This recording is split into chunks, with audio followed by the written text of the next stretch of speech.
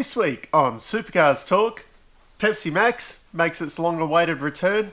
I complain about things that annoyed me from Spa and look ahead to the next round at COTA.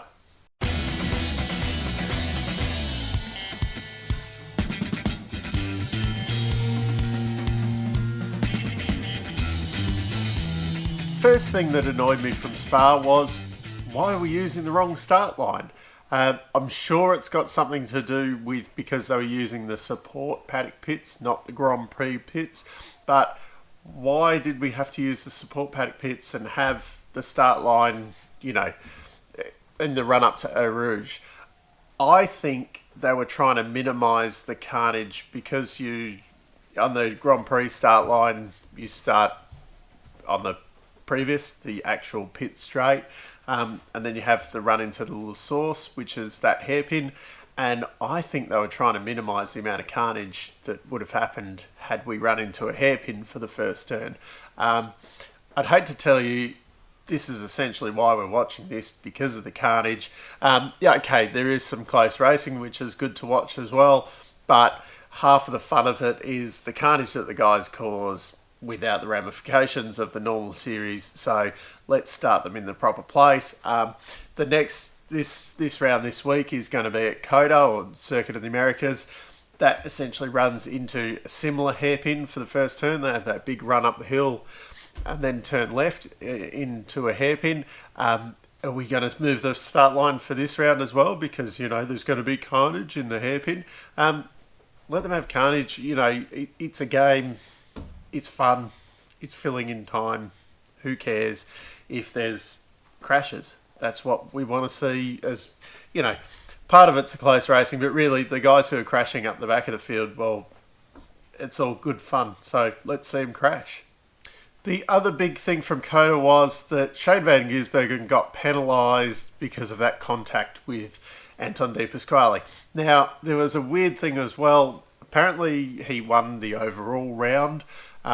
He got his race win taken off him because of the contact with De Pasquale, but he still got to keep the round win. So if we're going to take away the race win there, how does he still win the round? Like, all of these confusing things. And then we have where Lando Norris and Chris Pither ended up, they had an accident just before the start of the pit lane. They drove up the track the wrong way, and then Norris actually blocked the pit lane. This is perfectly fine. No penalties or anything like that. Yeah, no ahead. Yep, play on. Who cares kind of thing. Like, driving the wrong way down the track, 2 thumbs up, do whatever you want. And then I think it was Bryce Forward to unblock the pit lane, just drove in full speed kind of thing. Okay, it's a game. These things can happen in the game. It's all fun. But if we're going to all the trouble of penalising Van Gisbergen for having a crash with Anton, that was, it was Van Gisbergen's fault. But, it's not like when he spun Dave Reynolds around at Phillip Island kind of, full-on fault. It was a bit of a, maybe 60-40 kind of thing. It's, not full-on Van Gisbergen fault. And then we're going to go to all the trouble of doing, this kind of penalising him and whatever. But we're letting this other stuff go. That's all fine, but a bit of a questionable racing incident, and all of a sudden race wins getting taken away. Like, it's just stupid.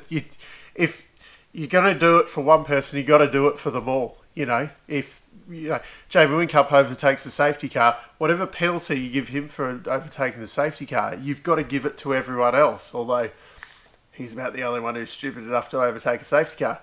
But that's a story for another day. Looking forward to this week's round, we're not going to Sebring. So that's the one I was looking forward to. No, we're going to another stupid big F1 track that's, it's boring.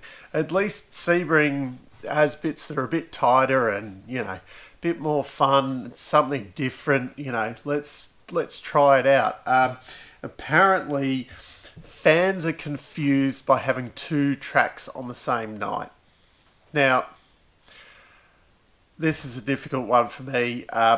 You know, okay, it might be hard for a fan to understand. How did they get from Phillip Island to Monza in the say? You know, that was only 10 minutes ago. I watched one ad break, and then, you know, all of a sudden they're in Monza. This is confusing to me. You know, if people don't understand what's happening, that it's a game and we can do this kind of stuff. We're watching Rick Kelly helicopter through the air and he didn't get hurt. You know, if you can't understand that, maybe Supercars isn't for you. I think they're doing fans a real injustice saying that is confusing.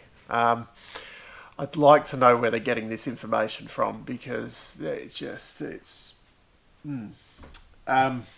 so anyway, they're only going to race at COTA, and, you know, instead of having fun and racing it on the full Grand Prix track, you know, that's a bit more of an interesting track. Yes, granted, it's a very long lap and it's crap in a supercar. Really, they're going to race on the short crap track that we had actual races on back in, I think it was 2013. They went there. So they're going to race on the short crap track instead of the long crap track. So just let them go to Sebring. Like, if you're going to cut it down to one, pick the right one, people. Something that I am excited about, though, wildcards for this round. Lando Norris is back, so we might get to see him driving down the wrong way on the track, which apparently that's fine for him. Different rules for different people. Josh Fife, who's one of the Super 2 drivers, you know, they're saying a possible start from Craig Lowndes. I know he's been in the media going, me, please, please, please, please, please. And I don't know why they haven't jumped on it. Maybe he's also going, but you got to pay me a lot of money to do it. Who knows? But the biggest news of all, Garth Tander is back. So I haven't watched any of it. Apparently he's been doing okay in the whatever the Super Touring thing is. That's on Thursday nights, I think. Apparently he's been doing okay in it, so he's probably going to be kind of midfield in the supercars. And yeah, if someone's going to put it up the inside going into turn one at COTA there, to be Tander. Expect to see him, you know, normally he'd probably make up 5 or 6 positions on lap 1.